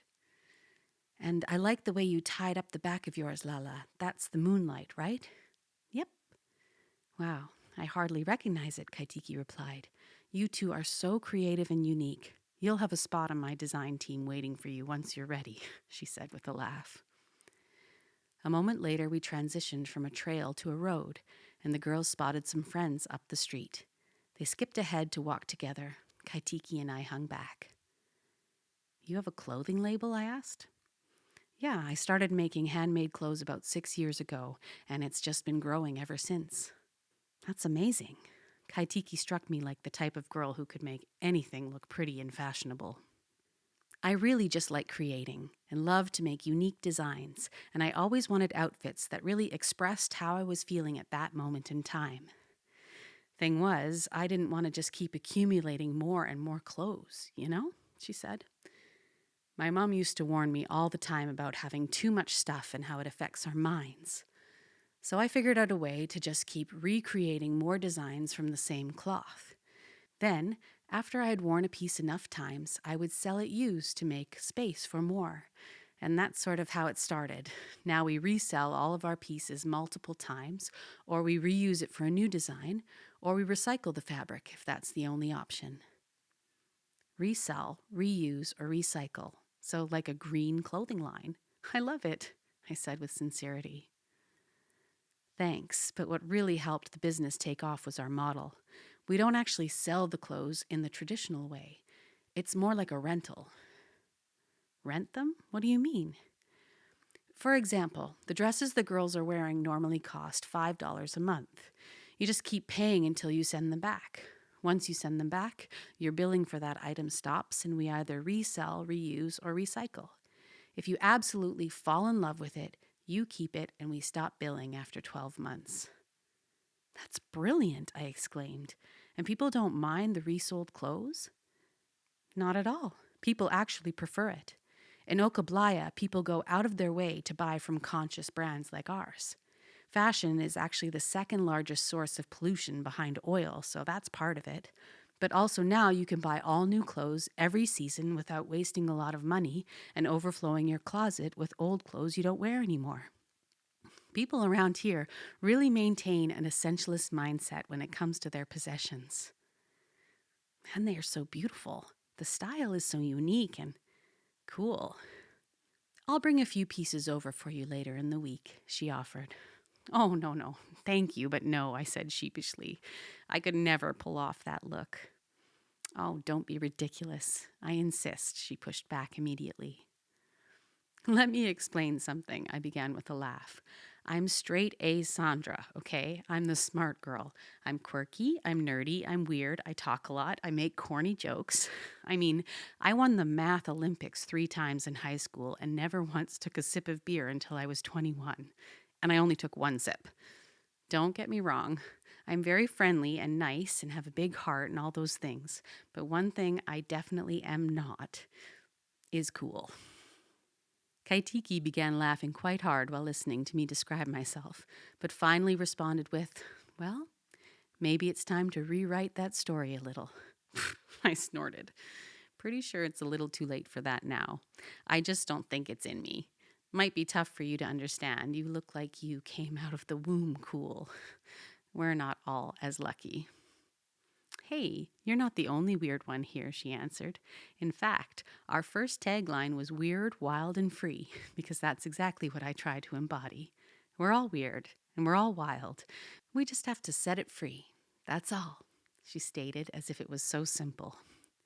In fact, the brand name is Frequencies of Nature, but in many cases we shorten it down to Freak of Nature. That's why you see the FREQ on most items. It symbolizes our deep connection to nature and the high vibrational frequencies we're tuned into. But it also plays on the idea that we're all weird and wild in our own ways, she explained. We all have a side to us that would get us labeled as a freak by most normal standards. And that's okay. We embrace that. Very thoughtful branding. I really like it, I responded. Thanks, but the point is that you aren't uncool, you're just trapped. Right now, your true self is in a cage, she stated. Well, that seems a little dramatic, I said, a little taken back by the comment. I'm serious. We all cage ourselves in. Our insecurities, our inhibitions, our self-doubt, and harsh judgment. We don't let ourselves really live because we're scared. We never express who we really are because we're afraid. All of our limiting beliefs are born of fear. I didn't have an answer, so I didn't respond. When I look at you, I don't see a quirky nerd.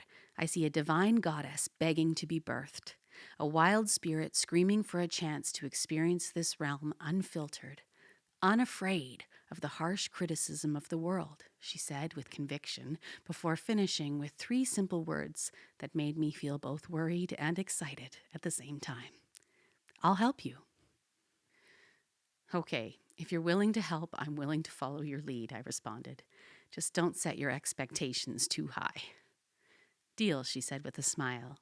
You're staying for Harmonia, right? Yeah, I think so. Pono told me a little about it. Awesome. And are you sitting in ceremony with us as well? I don't think so. The way Pono explained it to me, it didn't really sound like my thing, I told her. Why? Are you going to be there? Of course, she responded. I help facilitate alongside Pono. My mother will be there as well. Okay, well, I'll think about it, I guess. Yeah, sit with it. If you're meant to be there, you'll know it. As she finished that sentence, I could start to hear some music in the distance. It sounded like a DJ was playing, and I could see a large group of people gathered down by the beach. It looked fun. We picked up our pace a bit and headed toward the water. We walked onto the beach to a large gathering of people who were circled around a big group of people wailing on drums. It was so loud I could feel the vibration through the sand and into my feet. The whole beach was filled with people of all ages, some drumming, some dancing, some playing. It was quite a sight. The first thing I noticed was how beautiful everyone was. Not like all dolled up and done up like when people go out to the clubs, but kind of the opposite. Everyone looked relaxed and loose and just happy to be there with each other. There was a vibrance to the people of Okablaya, like an unexplainable energy that made you want to smile at everyone and interact with them. And it seemed like everyone was fit and athletic and tan and, wow, I've really never seen anything like this before. As I took it all in, I couldn't help but be a little insecure about the way I looked. I obviously wasn't from around here, and everyone knew it. I always tried to keep myself somewhat healthy, but compared to the Okablo people, I had a long way to go. I just sort of stood back and tried not to draw any attention to myself. Kaitiki, on the other hand, was having a different experience. She weaved and danced her way through the crowd with grace and confidence, while I awkwardly shuffled behind her, trying to keep up. She seemed to know everyone and stopped often to give long hugs. Her presence was magnetic. I don't know how she did it. She walked the beach without an ounce of insecurity, but also without an ounce of cockiness. She was like the super popular girl in high school, except people didn't secretly hate her. I was generally enjoying the scene, but mostly as an observer. As the beats grew stronger and the energy of the crowd picked up, I would start to crack open a little, but I would instinctively freeze whenever someone looked toward me. Kaitiki stopped and gave a hug to a particularly handsome gentleman she introduced to me as Alakoa. After I said hello, he introduced me to another young man about the same age, named Garrett. Turns out he's here for the project also. I was really relieved to meet someone else from the project, and we walked together away from the crowd for a few moments to chat. We talked a bit about the project as a whole and whether or not we felt like we could make it here long term. He seemed a little more optimistic about that than me. I was really curious about his relationship with his mentor so far, so I asked, "How is Alakoa? Are you two hitting it off?" Yeah, I think so. I like him," he replied. "I mean, he's a lot different than my other friends," he said with a loud laugh. "He's so knowledgeable and has deep insight to every topic that comes up. He's like some kind of wise monk or something, but he's still cool, you know? He's not like all stiff or anything." "I get the monk thing," I responded. "I think all the mentors must have gone through the same schooling." "What about you? How have things been with Kaitiki? Was that her name?" "Well, Kaitiki is amazing. She's super cool, owns her own clothing label. She's an amazing dancer. Honestly, I'm like blown away by her abilities and beauty, and we're getting along really well. But she's not actually my mentor." "No?" he responded. "No, I guess she's just my girl crush," I said with a laugh. "My mentor is named Pono. It's Kaitiki's older sister." "Oh, gotcha. And how is she?" "How is she? Well, I'm not quite sure how to answer that. She's also really knowledgeable and interesting. She has a very, what's the word I'm looking for? Direct way of communicating, I guess. And honest, very honest. No sugarcoating, no fluff." "I get it. Direct and honest seems to be a thing here. I dig it, though," he replied. "I'm starting to adapt to it. It was a little much at first. I'm used to being the one with all the answers, but here I feel like a fish out of water. Seems like everything I do or say is wrong, according to Pono," I explained. "Is she mean?" he asked. "No, definitely not. Somehow she's able to teach me without making me feel bad, but it's a lot to adjust to. I like her, though. I really do. I guess I just have more to learn than I thought." "Well, we're all here to learn, right?" he responded cheerfully.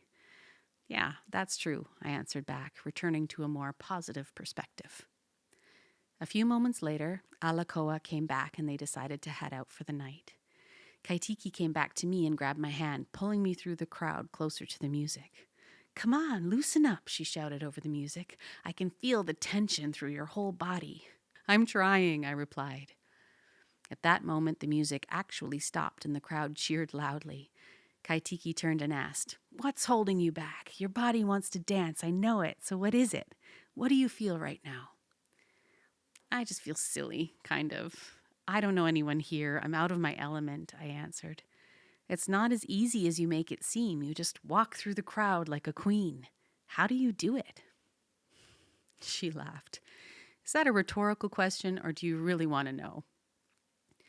"Well, it was kind of rhetorical, but if there's an answer, I'm all ears." "I just let go," she replied. "Let go of what?" I asked. "Let go of everything, you know? Let go of what other people think about me. Let go of any self-doubts or judgments. Let go of any expectations other people have of me, of who I'm supposed to be or how I'm supposed to act. Life is meant to be lived in flow, like a dance, free and fluid and fun. She twirled and laughed as she said this. You can move through life half-stepping and second-guessing and worrying and doubting and analyzing and all these things if you want. But these are only disruptors of flow. I listened intently as she made all this sound so simple. To me, life is one continuous process of letting go. Every day is a new chance to learn and relearn the skill of complete surrender. Sounds a lot easier said than done, I responded. I'm a scientist. It's my job to overanalyze. Literally. Yes, but you can learn. Like I said, it's a skill, she said with a cheery smile. Okay, what's the first step, I asked. Give me something to work with here. Well, there's only one step, actually, and it's simple, she replied. One step, that's it? What is it? You must have a real, pure, unconditional love for yourself. Full acceptance. It was not the answer I was expecting, but it sort of made sense. I could now see it when I looked at her. It wasn't the typical pretty girl who looked great on the outside but was secretly insecure on the inside, going to ridiculous lengths to upkeep her looks for her followers on Instagram. She was just herself. That's it. She made it look easy because she wasn't actually trying that hard. Unconditional love for myself, I repeated back, letting it sink in. And then she turned to me and said something I'll never forget. There's nothing on earth more powerful than a woman madly in love with herself. And unfortunately, because of societal influences, nothing more rare. Wow. Okay, I'm sold, was all I could answer at first. But how did you learn? It can't be as easy as you make it sound, I eventually added. I didn't say easy. I said simple, which it is. But no, it's not easy. My mother helped instill this in us from the day we were born. She demonstrated to us, she embodied it herself, and she also taught us what it meant every single chance she had, she continued. It seemed like everything that happened in our life somehow turned out to be a lesson in self-love in her eyes. And she was right. It's at the root of all our challenges. We slowly walked away from the crowd as I let her words sink in. I thought I loved myself, but I had nowhere near the poise and charisma she did. We kept walking down the beach and slightly toward the water. As we walked, I continued the conversation. Sounds like our mothers raised us a little differently, I said, knowing inside that was a huge understatement. My mother was so critical of us. She pushed us to be perfect, but even perfection wasn't good enough. Is that right? Replied Kaitiki. Yeah, don't get me wrong, she loved us and took good care of us and gave us a great life, but she would always make these comments and say things that just tore us down. Who's us? She asked. My sister and I. She's a few years older than me, I explained. We were like the textbook example of good kids, both valedictorian, excelling in everything we did, never getting in trouble, but somehow I always felt this lack inside, like I wasn't good enough. I'm sorry to hear that. That must have been hard, she replied. But it's not her fault. It's not? I said with a bit of sarcastic surprise. No, it's not. Any pain she caused you was only being redirected from her. Somewhere inside she was hurting, and all she knew how to do was pass it down to the ones she loved. I imagine it was passed to her by someone who loved her. Well, as a kid, I didn't even realize how much I resented her. I just wanted to make her proud. But as I've gotten older, I can't help but blame her. She just makes me so angry. No, she doesn't make you anything. She behaves how she behaves. If you choose to respond in anger, that's your decision. Okay, well then, I make myself angry when she does the things she does and says the things she says, I replied with a little bit of an attitude. I don't think Kaitiki really understands how passive-aggressive and condescending my mother can be. Otherwise, she'd realize I don't really have a choice but to be angry. Does she know you're here? Kaitiki asked. No, we haven't talked in several weeks. I needed some space from her, I explained.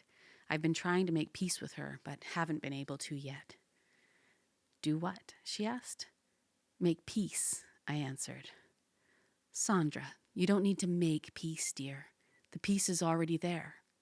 Peace is always available to us. It's the default. You just have to allow for it." "Okay, well, if it's already here, where is it? Because so far I haven't been able to find it," I said with a hint of frustration. "Inside," she responded immediately. And then she stopped walking and placed her hand over my heart, taking a deep breath. "Right here." She held her hand there for a moment, and I could feel myself relaxing a little. I hadn't noticed until now, but even just talking about my mother had made me tense. "This is where you find the peace, and this is where you find your power, through forgiveness and compassion." "Yeah, but anytime I think about forgiving her, I feel like I'm letting her off the hook, like she's getting away with how she treats me. It doesn't feel like power. It feels like the opposite of power. It feels like weakness." "The forgiveness is not for her, Sandra. It's for you," she replied quickly. "This is how you reclaim your power, reclaim your sovereignty. Otherwise, you live in anger and resentment as a prisoner to her behaviors. You are not free if you cannot forgive. You must understand this." I thought about what she was saying as we continued walking. Kaitiki and Pono were so different from any women I had ever met. It was like every exchange and interaction was lined with wisdom and guidance. I was starting to realize this trip was going to be a different type of learning experience than I was expecting. We were getting closer to the water. You could hardly hear the crowd anymore. We found a little sand ridge near the water's edge and sat down. As we settled in, Kaitiki turned to me and with a gentle whisper said, "Trust Pono. She will show you."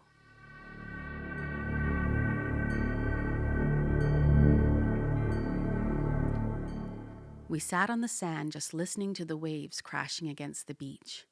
With the sounds of the crowd hardly audible now and the drum circle dying down, it was quite relaxing. I was thinking about everything Kaitiki had just said to me and really thinking more about what might be in store for me this week. It was becoming quite clear that my experience here was going to be much different than I had expected. It was definitely a little scary, but it also felt kind of exciting. Kaitiki then spoke out loud. "I like to come down here by the water at night and stare up at the stars. I just sit right here, bathe in the cool silver, cleansing light of the moon, and feel the power from the heavens, you know?" "Me too," I answered. "Back home in California, I often walk to the beach and out onto the pier at night. I listen to the water and stare up into the sky." Beautiful. "And what do you feel when you do this?" she asked. I looked up at the sky for a moment, staring as far away as I could and processing the feelings I experience when I do this. Well, I try to fathom the magnitude of it all, you know? Billions and billions of galaxies, millions of light years away. I mean, you know how big a light year is? It's mind-boggling. It's like my mind can't even really comprehend it. The vastness of the cosmos is a great reminder of how insignificant we really are down here. I gazed into the infinite void of outer space.